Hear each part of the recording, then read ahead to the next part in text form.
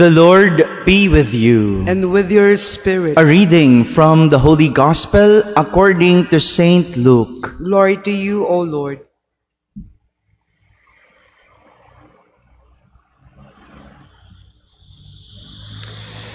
Jesus said to his disciples, I tell you, everyone who acknowledges me before others, the Son of Man will acknowledge before the angels of God. But whoever denies me before others will be denied before the angels of God. Everyone who speaks a word against the Son of Man will be forgiven. But to the one who blasphemes against the Holy Spirit will not be forgiven. When they take you before synagogues and before rulers and authorities, do not worry about how or what your defense will be, or about what you are to say.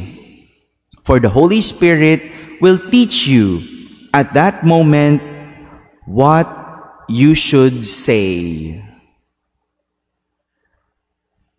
My friends, the Gospel of the Lord. Praise to you, Lord Jesus Christ. Please be seated. Good morning, my dear brothers and sisters. Saint Paul continues to speak about Abraham's faith. A little review about the reading, or the first reading yesterday. Yesterday, we heard from Saint Paul that Abraham is an example of great faith.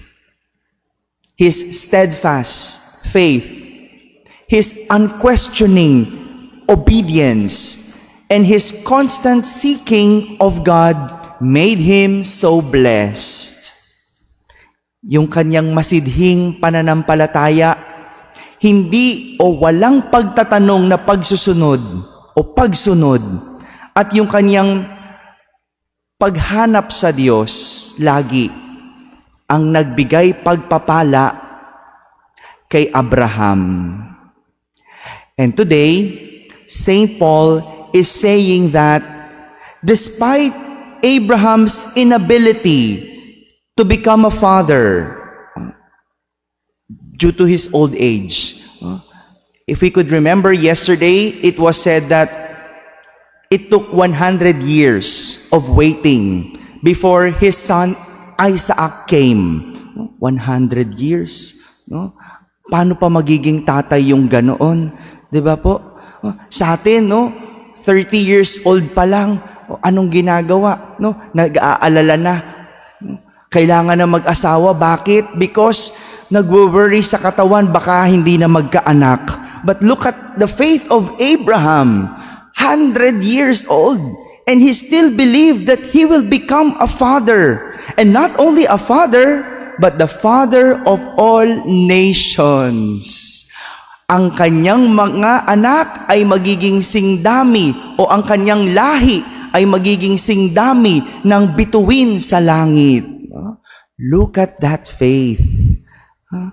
Look at that faith. And that is what Saint Paul is saying, that it became possible not because it was written or it was because of the law, but because of Abraham's faith.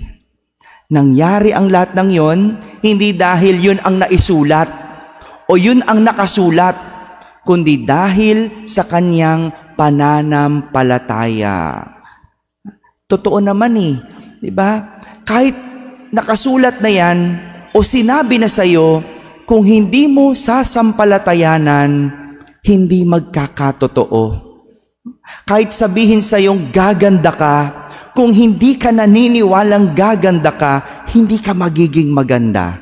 Kahit sinabi sa'yong pinatawad ka na ng Diyos, kung ayaw mong maniwalang napatawad ka, you will not feel the forgiveness of God. That's what happened to Abraham, not because it was written that he will become the father of all nations, but because he had faith on it. He had faith on God. Hindi po ba pananampalataya iyon? Yung paniwalaan mo ang isang bagay na imposible, ang panghawakan mo ang nasusulat o ang sinabi tungkol sa iyo? That's real faith. Yun nga lang, minsan kausap mo na yung tao o kilala mo na, nasa harapan mo na, hindi ka pa naniniwala. Yun pang imposible. O yun ngang magulang mo na nagsasabi sa'yo, kamag-anak mo na, kapamilya, hindi ka pa naniwala o duda ka pa. Yun pang nasusulat, paniniwalaan mo. That is why Abraham's faith is different, because he builds relationship with God. He did not only believe in God, he did not only trust God, but he builds a relationship with God. He did not only trust, but he entrusts himself to God.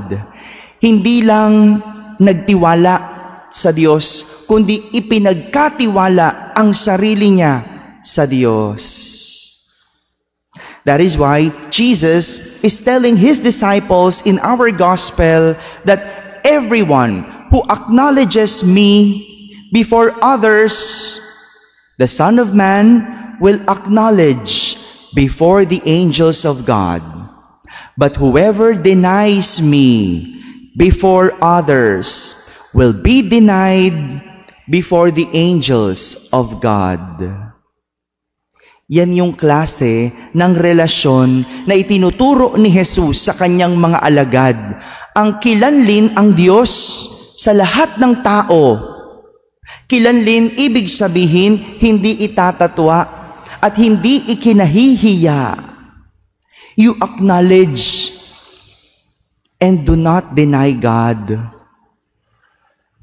Sa kahit na anong relasyon, walang taong gustong itinatago. Walang taong gustong idinedenay. Kaya kung ikaw ay itinatago o idinedenay at nasa relasyon, huwag kang papayag. Huwag kang papayag. Yung itinatago, ibig sabihin, walang tiwala sa relasyon. Ibig sabihin, masama ang relasyon. Dahil kung hindi yan masama, at kung siya'y nagtitiwala sa relasyon, walang dahilan para itago, para i-deny, o para itatwa ang isang relasyon.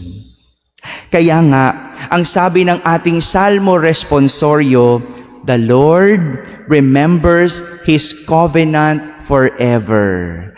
That is the kind of relationship God has to us. Yung Diyos, lagi niyang nasa isip ang kanyang tipan kailanman. And so, we also have this disposition when we commit a relationship with God to always think God, to always put God in our mind and in our heart. This is the kind of relationship that we are being invited to. My dear brothers and sisters, faith in God is not only about surrendering, but entrusting. It is not only about believing, but a relationship building. Amen.